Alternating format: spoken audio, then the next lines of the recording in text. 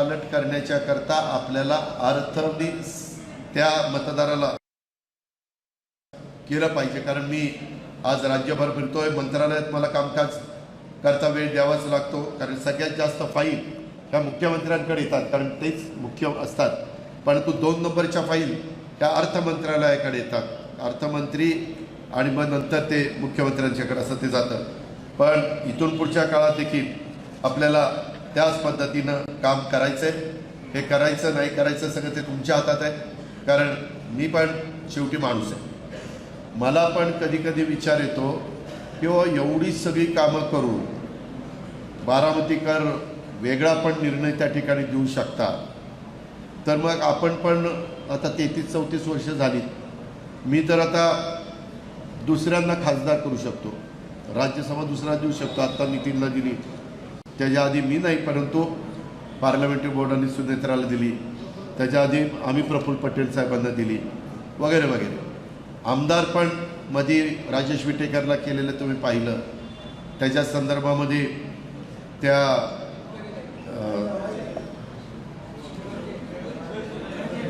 शिवाजीराव गर्जे अनेक वर्ष पक्षाचं काम करतात, त्यांना आपण केलं।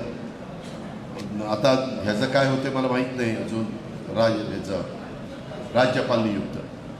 पण अशी जर गंमत होणार असेल तर झाकली मूठ 1.25 लाखाची चांगली, आपण पहिल्याच दिवसापासून लाखांनी निवडून येणारी माणसं कुठं, आता आपल्याला पण मी आता 65 वर्षात झालो, आपण पण तसंच समाधानी, आपल्याला काही सुका बिका आम्ही मोटारी आमच्या काय करायचं ते।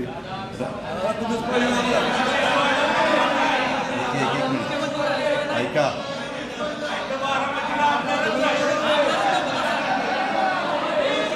एक मिनिट,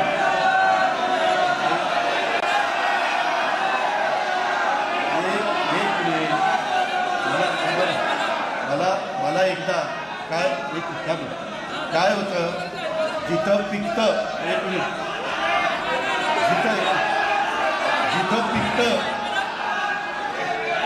ऐका, जिथं पिकतं तिथं विकत नसतं। तुम्ही एक गोष्ट लक्षात घ्या। तानाजीराव एक मिनिट, एकदा काय झालं पाहिजे, बारामतीकरांना कोणतरी मी सोडून आमदार मिळाला पाहिजे, आणि मग एक मिनिट, मग तुम्ही माझी 91 ते 2024च्या माझ्या कारकिर्दीची तुलना करा, आणि त्याच्यामध्ये तुम्हाला काय ते खोटं नाही सांगत, कार्यकर्त्यांना नीट लक्षात घ्या, काय बघता बघता रस्ता न सांगता रस्ता होतोय। एक मिनिट, न सांगता पिण्याच्या पाण्याच्या योजना होत आहेत, करोड रुपयाच्या। आता किती कोटीच्या योजनेची कामं चाललीत माहिती आहे? 750 कोटी बारामती शहर सोडून। कशाला म्हणतात 750 कोटी? त्याच्यामध्ये ही जे काही रस्ते, तुम्ही पूर्वी बारामतीचे रस्ते बघितलेले, आता कुठल्याही भागामध्ये गेल्यानंतर काही रस्ते राहिलेत, मी मान्य करतो की काही राहिले, ते कसे करायचे काय करायचे ते बघू आपण। पण ह्या सगळ्या बाबतीत मेडिकल कॉलेज न मागता मेडिकल कॉलेज मिळतं, 1000 कोटीचं मेडिकल कॉलेज मिळतं। तुम्ही सांगितलं पुण्यश्लोक अहिल्यादेवी होळकरांचं नाव द्या, पुण्यश्लोक अहिल्यादेवी होळकर बारामती मेडिकल कॉलेज। आयुर्वेदिक कॉलेज, अशीच एक जागा, कितीतरी जण मेळ्यावरून जात होते, काय होतं त्या जागेत, येड्या बाबळी होत्या।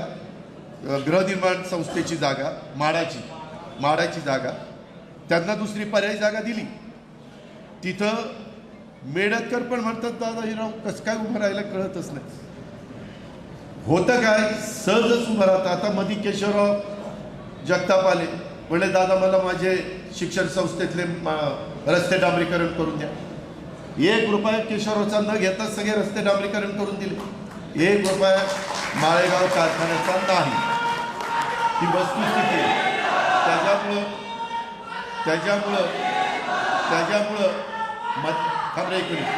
त्याच्यामध्ये मधी माझ्या बारामती शहरातनं आपला जो स्टोरेज टँक आहे तिथपासून माझ्या जळोचीच्या पर्यंत लाईनिंग केलं का, तर मला ते लाईनिंग केल्यावर जरा सुशोभीकरण करायचं होतं. मला रस्ता रुंद पाहिजे होता.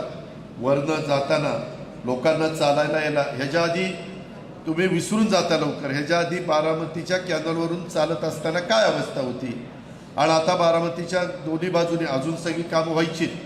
ती सगळी कामं झाल्यानंतर तुम्हालाच प्रश्न पडेल की बाबा हे पण बारामतीत आहे का अजून कुठं आहे, अशा पद्धतीनं. परंतु त्याचबरोबर आपला अमराईचा भाग असेल, आपला इतर वेगवेगळ्या गरीब खंडोबानगर असेल, आपला कसबा असेल, याही भागामध्ये गरीब वर्गाच्या करता चांगली घरं बांधण्याच्या बद्दलचं त्याला EWS म्हणतात, इकॉनॉमी विकर सेक्शन. ह्यांच्याकरता स्कीमा खूप चांगल्या चांगल्या आल्या. पंतप्रधानांनी यंदा 3 कोटी घरं बांधण्याचा कार्यक्रम देशाला दिला. आता लखपती दिदी हा कार्यक्रम देशाला दिला आहे. त्याच्यातनं आपण 50 लाख लखपती दिदी करायचं ठरवलं आहे महाराष्ट्रात. त्याच्यातलं जास्त आपल्या तालुक्यात कशा होतील, आपल्या जिल्ह्यात कशा होतील, हेही आपण बघितलं पाहिजे. भाषणं करून नुसतेही हे वाढत नाही. काय आर्थिक अर्थव्यवस्था वाढीला लागत नाही. मला खरं तुम्ही काही लोकांनी माझी जुनी भाजी मंडई जुनी जिथं पूर्वीच्या सभा व्हायच्या त्या भाजी मंडईतलं काम मला करून दिलं नाही लवकर, नाहीतर आत्तापर्यंत ती बिल्डिंग झाली असती. आणि एवढं चारी बाजूला सुंदर रस्ते बिस्ते सगळं. मी तुम्हाला पुन्हा सांगतो, ज्यांना आत्ता गाडी मिळालेली त्यांना कुणालाच वाऱ्यावर सोडणार नाही. त्यांना पर्याय व्यवस्था करणार म्हणजे करणार. पण होतं काही डेव्हलपमेंट केली की कुणीतरी हळूच इकडं जरा मोठं झालंय का इकडं टाका गाडा, इकडं काहीतरी टपरी टाका. असंही नाही झालं पाहिजे ना. आज मी पार माझ्या मळतपासून मेडतपर्यंत नदी दोन्ही बाजूनी प्लम वॉल केली. त्याला प्लम वॉल म्हणतात. प्लम वॉल पुण्याच्या भागात आता पुण्यामध्ये आपण करतोय, परंतु तो 1000 कोटीचा प्रोजेक्ट आहे, नदी सुधार कार्यक्रम त्याच्यामध्ये. परंतु आपण असं केलं, मी इरिगेशन वगैरेंना माझ्याकडे डिपार्टमेंट होतं त्यांना तज्ज्ञांना तिथं हे पाहायला सांगितलं.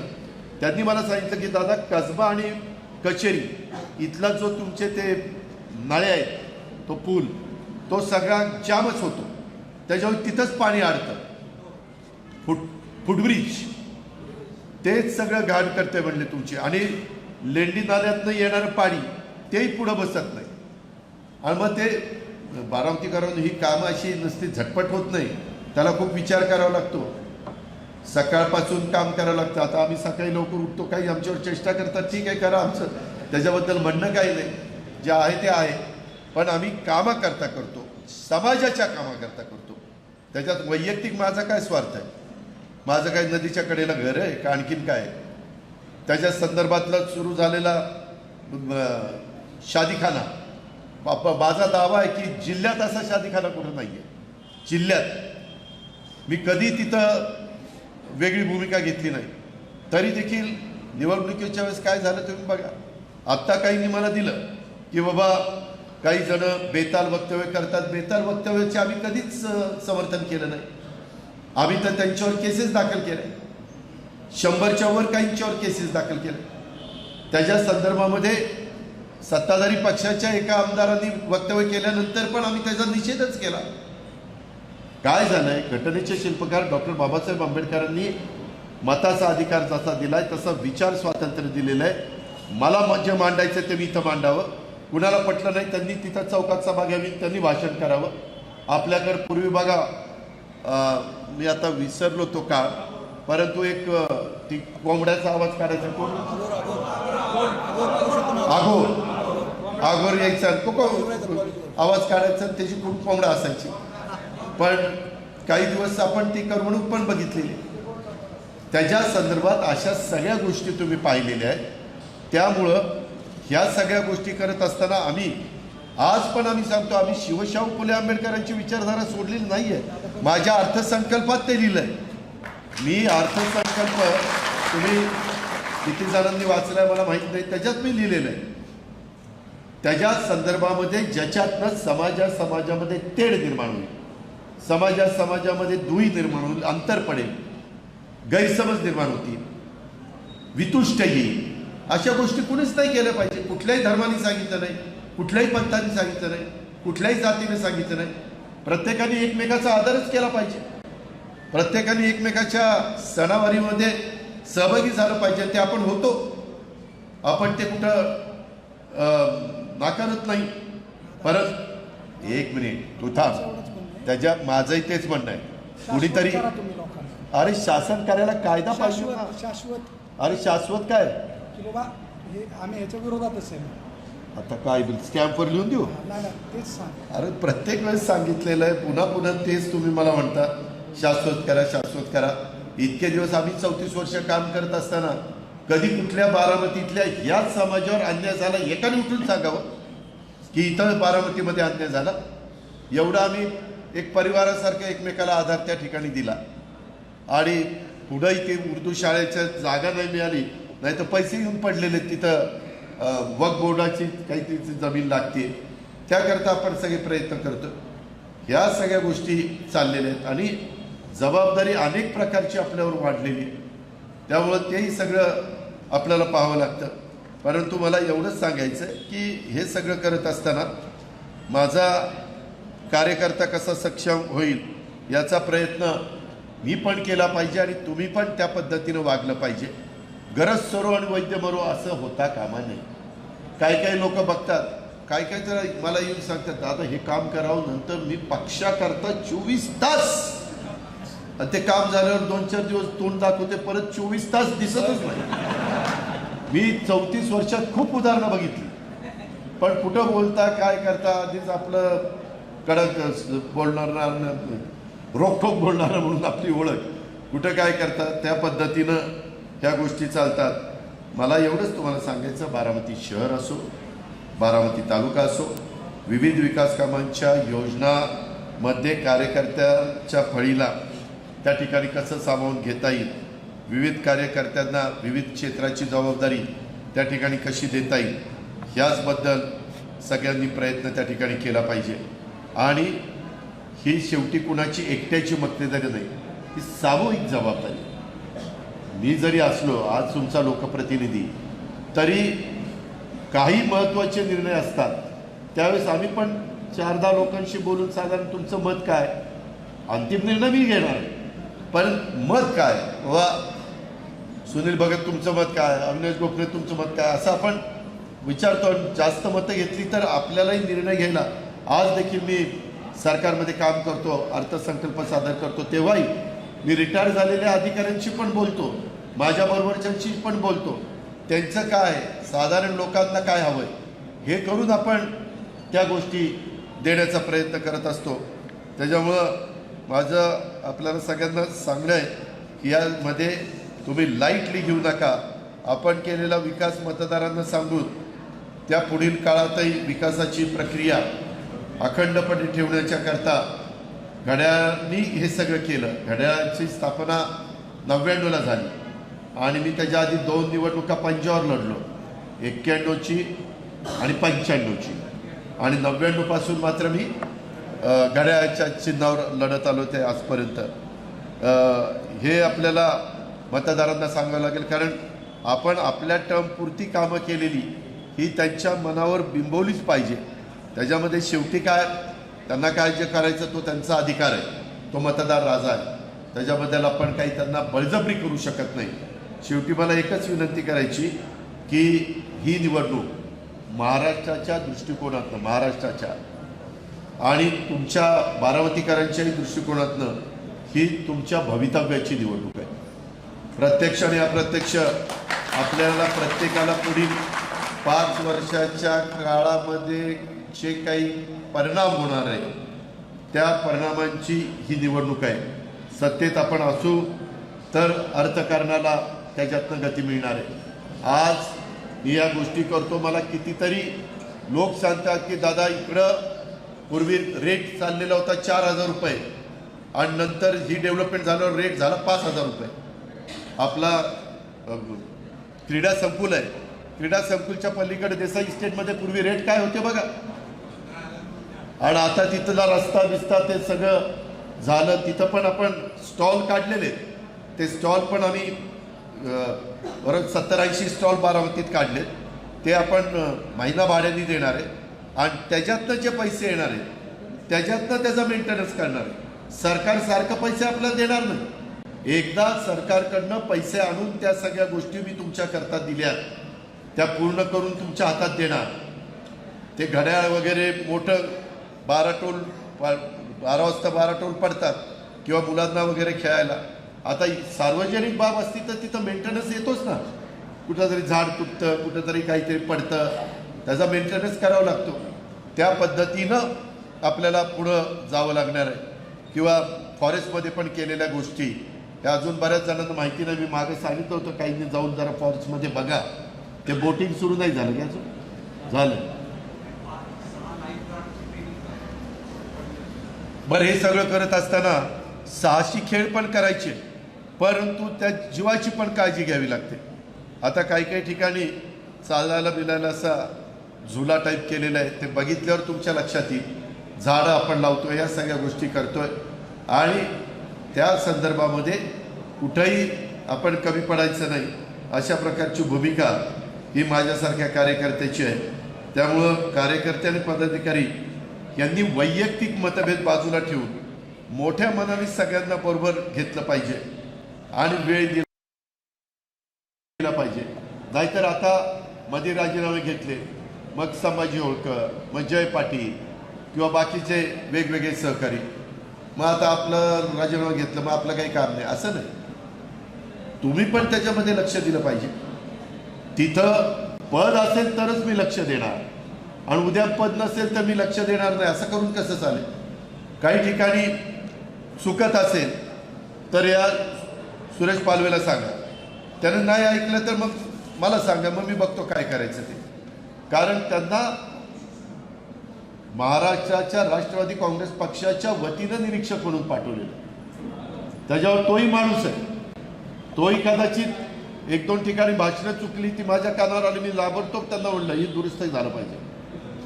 बारामतीकरांना त्यांचा मान सन्मान हा दिलाच पाहिजे.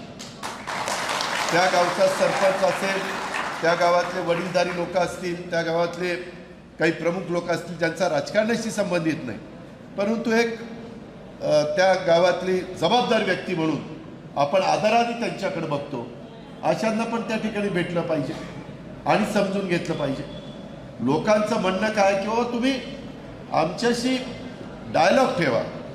आता मी डायलॉग ठेवायला इथं सकाळी कुणी जाहीर केलं इथं जनता दरबार, हे गर्दी की नको नको झालं, अजून जेवण नाही काही नाही. आणि मग फोन केला तर दादा आजारी होय, आता जेवणच टायमाला मिळालं, आजारी पडेल जायचं काय. आणि तरी आता जातानाही गाडीत काहीतरी कागद देतील अशी एवढं सांगितलं ना. आता पुढचा निधी निवडणूक झाल्यावर मिळणार आहे, काय नाही. ह्या कारणाने ऐकणार तिथलं सोडणार दादा ही आपल्याला बहुउद्देशीय सभागृह बांधून द्या, एवढं म्हणजे खोटं नाही सांगत की इतकी कामं महाराष्ट्रात ह्या 5 वर्षात कुठं झाली नसतील एवढी कामं. तरी 1 वर्ष, 1.25 वर्ष, 1.5 वर्ष करोनात गेलं. करोनात जर गेलं नसतं तर अजून त्याच्यामध्ये 1 वर्ष सत्तेत पण नव्हतं आणि 1 वर्ष करोनात गेलं. हां,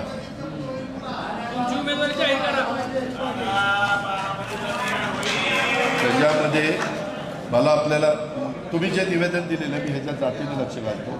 मी स्वतः ऐका ना, मी पोलिसांना सगळ्यांना टाईट केले, रश्मी शुक्ला वगैरे सगळ्यांना समाजाला आश्वासित होईल की बाबा आपण, अरे मी सांगितलेलं आहे प्रत्येक ठिकाणी आश्वासित करतो मी की बाबा दादा तुम्ही आमचे पालनहार आहात, तुम्हीच आमचे. अरे आहे बाबा, मी सांगत होतो सगळ्यांना.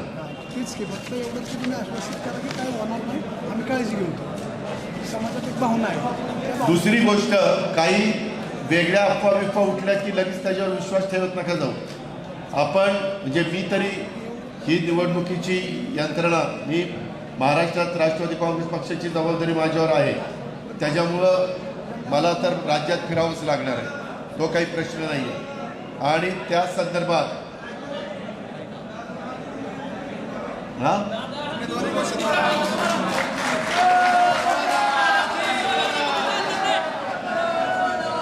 का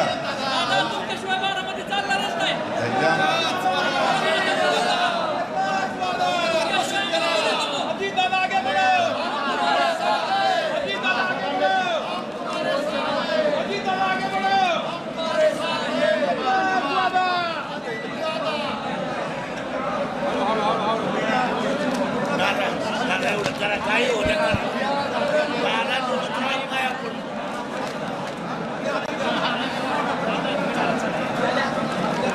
सगळ्या कार्यकर्त्यांना माहिती करता बदल्या 31 तारखेपर्यंत होत्या, 31 ऑगस्ट संपलेला आहे. आता बदल्या होणं अशक्य आहे, मी मगाशी सांगितलं.